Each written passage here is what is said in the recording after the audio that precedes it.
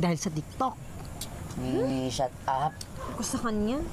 Tsaka nagagalit pa siya kasi wala na akong maipasuso sa baby namin. Wala nang gatas. Tsaka wala na kasi kaming pera para sa formula milk na yun. Huwag niyo sa akin ibigay yan.